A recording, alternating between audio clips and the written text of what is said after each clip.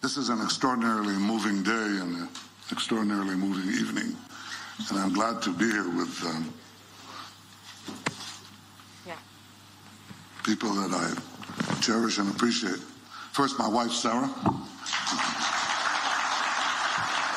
who's escorting here the First Lady of Guatemala, Patricia Morales.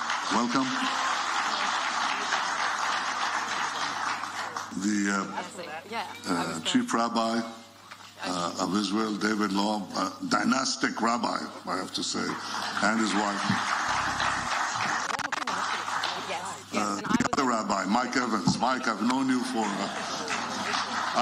for close to 40 years, but I learned tonight things that are I didn't know, that are deeply moving, and I think people appreciate the force of truth that came from your words.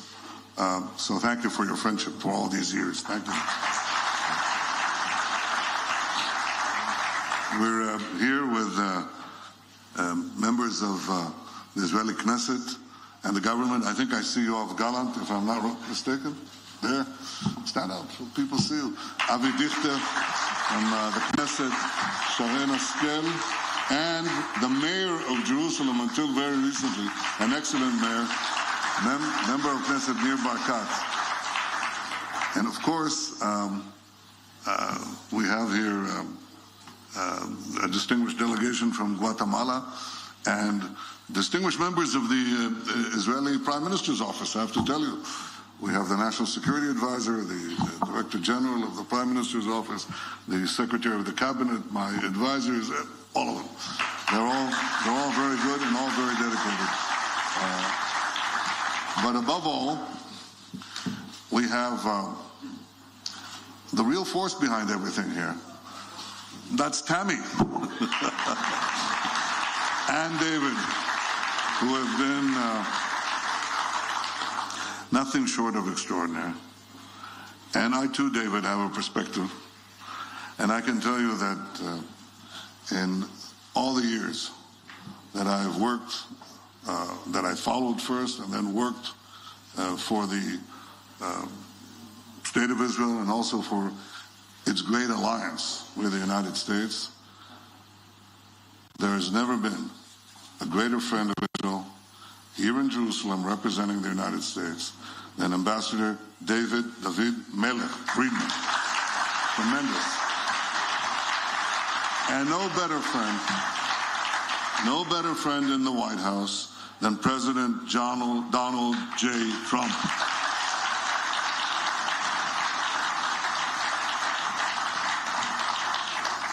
Now, I just finished reading a book by a historian, Simon Montefiore.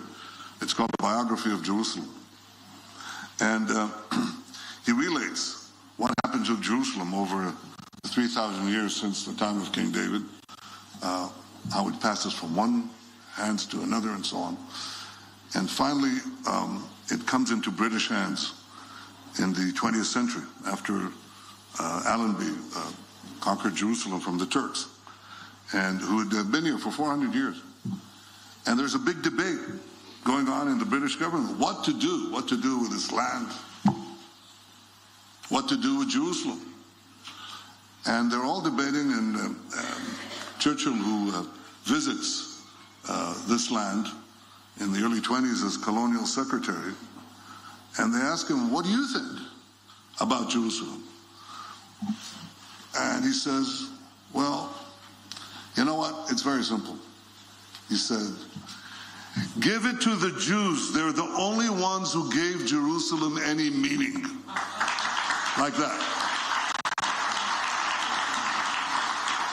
So here's the meaning. We had Independence Day celebrations a few days ago, and I had about a minute and a half to say something. So here's what I started with. I said, the Jewish people are the only people on earth who live in the same land they lived in 3,000 years ago, with the same capital, with the same name, with the same language, with the same religion, the only one. That's an extraordinary fact. But here's the next extraordinary fact. We lost it and then retrieved it. That's never happened before either. Because what we know and what we all recognize is that we lived here for 1,000 years. And in these 1,000 years, we changed our life forever. We forged our identity, our faith, our beliefs, our morals, and we gave this to humanity through the Bible, and then we lost it. Now, I can tell you a secret. Most of the people who lived, most of the peoples who lived in antiquity lost their land, lost their capital. Most of them were driven out through immigration or through conquest. That's not unique to the Jewish people. But what happened to all of them was one of two things. They either conquered a new land or they assimilated in the lands to which they immigrated or were forced out into. Either conquest or assimilation, and in any case, disappearance. The Jewish people are the only ones who refused either one. Refused as a body assimilation and refused to conquer a new land and say, well, that's our homeland. We wanted to do something that no other people in history wanted to do. We wanted to come back. It took us some 2,000 years to do that, and we never wavered. And what is it that was on our lips? If you were in a ghetto in Spain or a ghetto in Warsaw 400 years later, what was the word on our lips? Yerushalayim. Zion, Mike. Yerushalayimsky Street. Yerushalayim. Eretz Zion v'Yerushalayim. This is the focal point of our yearnings, of our hopes, of our prayers, of our existence. So we wanted to come back, and we made it. And then when we came back, we reestablished our land, our independence, our army, our economy, our genius. We did all that. And we reestablished our capital here in Jerusalem. In 1948, in the War of Independence, Jerusalem was surrounded. And we were being surrounded by other fronts. And the question was what to do, where to deploy the power. And Ben-Gurion decided, against many of his advisors, to send forces here to extricate Jerusalem. And they said to him, Prime Minister, why are you doing this? He wasn't Prime Minister, I think, at the time. They asked him, why are you doing this? And he said, yes, he was. He said, because this is Jerusalem. It's Yerushalayim. Yerushalayim. And this united secular and Orthodox alike, believing and unbelieving, we all believe. It's a focal point of our faith, of our identity, of everything. We established Jerusalem as our capital. And after this extraordinary thing that never happened in the history of humanity, it never happened. Nothing like this ever happened. That we would have such antique roots, that we would recover our land, recover our capital, recover everything. The world refuses to recognize Jerusalem. Can you imagine? They refuse to recognize Jerusalem. One after the other. All the countries. Some of them had embassies here, kicked out by pressure in 67 and 73. And since then, it's almost half a century. Since then, nobody recognizes Jerusalem as our capital. The embassies are in Tel Aviv. I love Tel Aviv. But it's Jerusalem. Yerushalayim. It's our capital. What a capital. Nobody moves the embassy and nobody recognizes Jerusalem until someone comes who's politically incorrect, brash and unabashed, and one day out of the blue says, that's right, Jerusalem is Israel's capital and I recognize it. And that's what President Donald Trump did.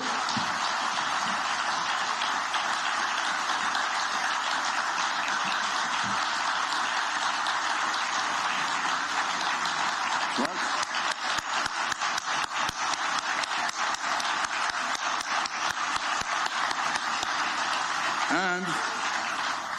in his politically incorrect and unsophisticated way, he moved the embassy to Jerusalem exactly 1 year ago, right here. And then he did another thing. He subordinated the consulate to the embassy. What an idea. I mean, can you imagine? How dare he? How dare you, David? What an idea. It's so clear, so obvious, but it takes leadership. And we have this leadership here. I want to thank you, David, for the extraordinary work that you've been doing to correct this wrong and to build our common future. I think I know many things that people here don't know, but what you all know is enough. And what you all know, what we know we can say. Thank you, David. Thank you from the bottom of our heart. Thank you.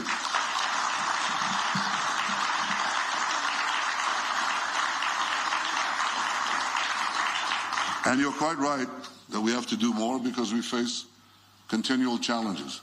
We get stronger and the challenges get bigger. We outpace them. You know that because if you came to this country 70 years ago and you see what was there then and what is here now, we outpace and we outmatch the challenges and our enemies. And even our enemies change. You're quite right, Mark.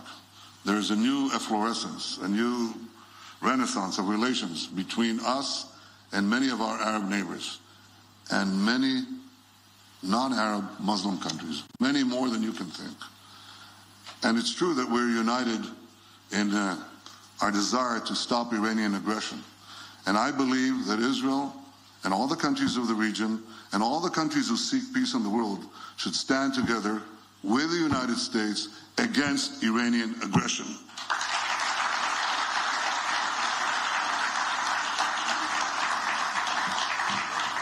But it's also true that we have to keep on strengthening the state of Israel, keep on strengthening the indispensable alliance with America. This is something that we all share. When I say we, I include with that also Tzipi Hotovely, the Deputy Foreign Minister. I was Foreign Minister until recently. Tzipi, where are you? Let's see. Tzipi Hotovely and Amir Ohana, our great and illustrious champion of human rights in the Knesset. I want to say that we all believe that we have to strengthen Israel through alliances by making Israel stronger economically, stronger militarily. It becomes stronger diplomatically. And whereas once we were a dead end that nobody comes to, everybody is coming to Jerusalem. On this day, a year after the recognition by the United States and by Guatemala, by President Jimmy Morales, of Jerusalem as Israel's capital, the countries of the world are coming. Some have opened offices here en route to recognizing Jerusalem fully, but they're all coming to Jerusalem and they're all coming to Israel because they know that we are seizing the future in technology, in security, in cyber defenses, in everything, in agriculture and medicine. You know all that. It's happening. And it's changing the perception of Israel, not of the anti-Semites, they'll never change, but for many, many, many millions, I would even say billions of people around the world, Israel is becoming something else. It's becoming a focal point of strength, of ingenuity, of creativity, and that is helping us build alliances. And all countries need alliances. Superpowers need alliances. So obviously a small country, small in territory, giant in spirit, a country like Israel needs alliances too. And as we make those alliances with the Arab world, in Asia, in Africa, in Latin America, as we make those alliances, we never forget the indispensable alliance, the alliance with the United States that precedes all else and is important as nothing else. We value this, we cherish this, and we want to keep on expanding it. And David, I suggest that in the coming year, you and I will continue the talks we've had and talks that I've had in Washington, how to make sure that what we see today is not on a sliding ramp, that we move forward and get to the altar. Let us move forward and cement the Israeli-American alliance as never before, so it stands for all time. Thank you all for everything that you have done for the state of Israel and for the great, indescribable friendship between our two countries. Thank you. Thank you. Toda rabah.